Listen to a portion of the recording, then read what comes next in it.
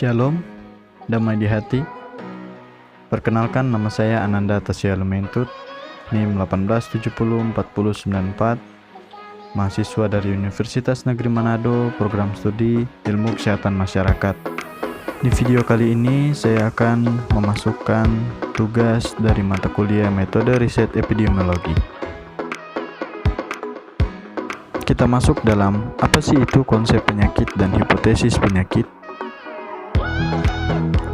Itu adalah kondisi abnormal tertentu yang secara negatif mempengaruhi struktur atau fungsi sebagian atau seluruh tubuh suatu makhluk hidup dan bukan diakibatkan oleh cedera eksternal apapun.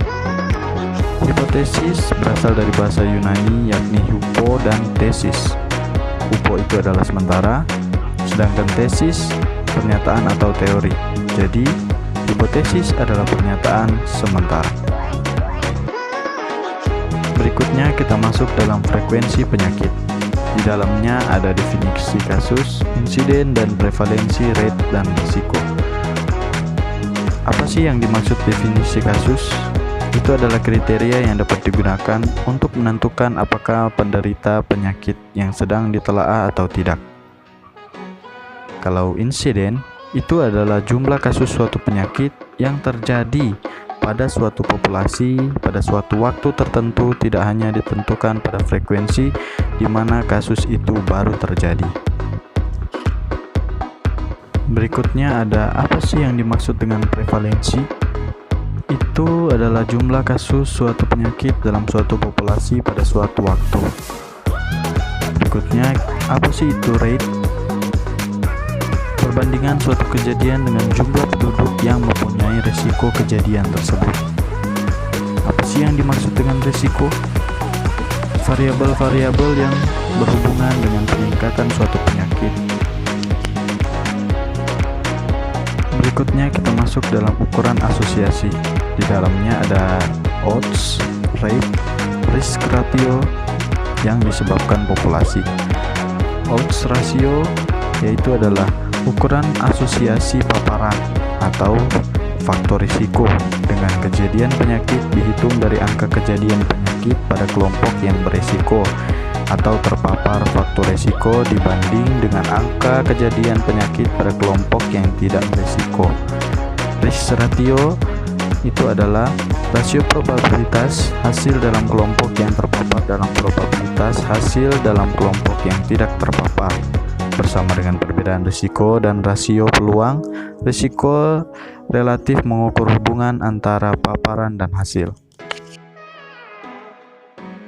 Berikutnya kita masuk dalam ekologis, cross-sectional, kontrol kasus, cohort, intervensi, dan juga community base.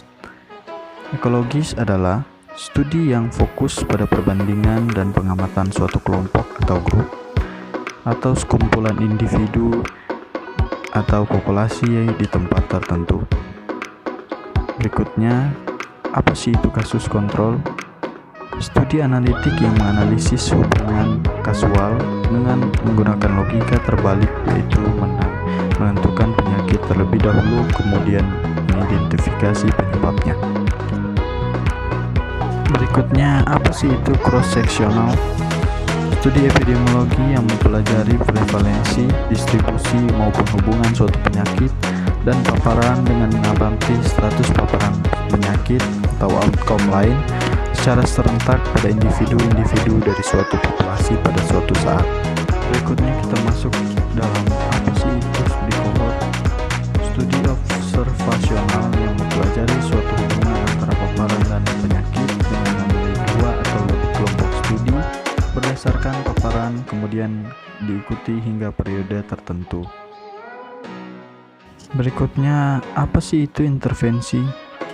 Membandingkan data dari kelompok manusia atau objek yang dengan sengaja diberikan tindakan atau intervensi tertentu dengan kelompok lain yang sama, akan tetapi tidak dilakukan intervensi apapun.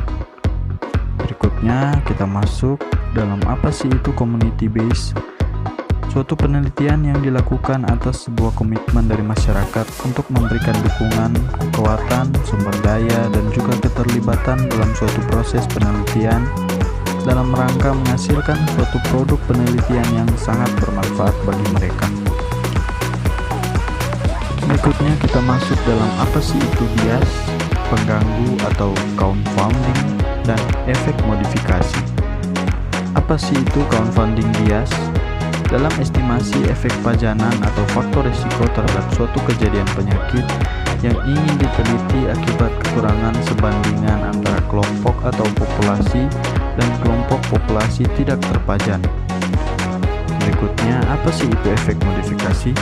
Keberagaman atau heterogenitas atau suatu variasi efek dari suatu faktor risiko terhadap kemunculan suatu penyakit pada level yang berbeda. Berikutnya kita masuk dalam apa sih itu analisis multivariabel logistik dan juga Poisson dan regresi binomial. Yang pertama, apa sih itu analisis multivariat? Salah satu dari teknik statistik yang diterapkan untuk memahami struktur data dalam dimensi yang tinggi. Yang kedua, apa sih itu analisis regresi Poisson? Digunakan untuk menganalisis suatu hubungan antara count dan distribusi Poisson dengan satu atau lebih variabel independen. Berikutnya, apa sih itu analisis regresi? Merupakan suatu metode yang digunakan untuk memprediksi nilai satu peubah berdasarkan nilai perubah yang lain. Berikutnya kita masuk dalam ukuran dan kekuatan sampel dalam studi epidemiologi. Yang pertama ada objek penelitian yang homogeni. Yang kedua ada objek penelitian yang mudah rusak. Yang ketiga penghematan biaya dan waktu. Yang keempat masalah ketelitian. Yang kelima ukuran populasi. Dan yang terakhir ada faktor ekonomis. Berikutnya kita masuk dalam topik khusus, pencegahan dan penyaringan epidemiologi molekuler, variasi geografi dalam terjadinya penyakit, dan juga kesenjangan kesehatan. Kita masuk dalam apa sih itu screening, sebuah produk tes untuk mengetahui potensi atau gangguan kesehatan pada seseorang. Berikutnya, apa sih itu epidemiologi molekuler? Merupakan suatu cabang epidemiologi yang mempelajari kontribusi faktor risiko genetik dan lingkungan yang diidentifikasi pada level molekuler dan biokimia terhadap etiologi, distribusi, dan pengendalian penyakit. Kita masuk dalam geografi kesehatan. Bidang penting karena bertujuan untuk memberikan pemahaman tentang masalah kesehatan dan meningkatkan kesehatan masyarakat yang didasarkan pada berbagai faktor geografis yang mempengaruhinya. Berikutnya, apa sih itu kesenjangan kesehatan? Kesenjangan dalam hasil kesehatan atau akses kesehatan di antara populasi yang berbeda. Berakhirlah sudah, semoga itu semua dapat bermanfaat bagi kita semua. Dan ingat kata Benjamin Franklin, jangan tunda pekerjaanmu besok sementara kau bisa mengerjakannya hari ini. Terima kasih, salam dari saya Anandal Mentut, signing out.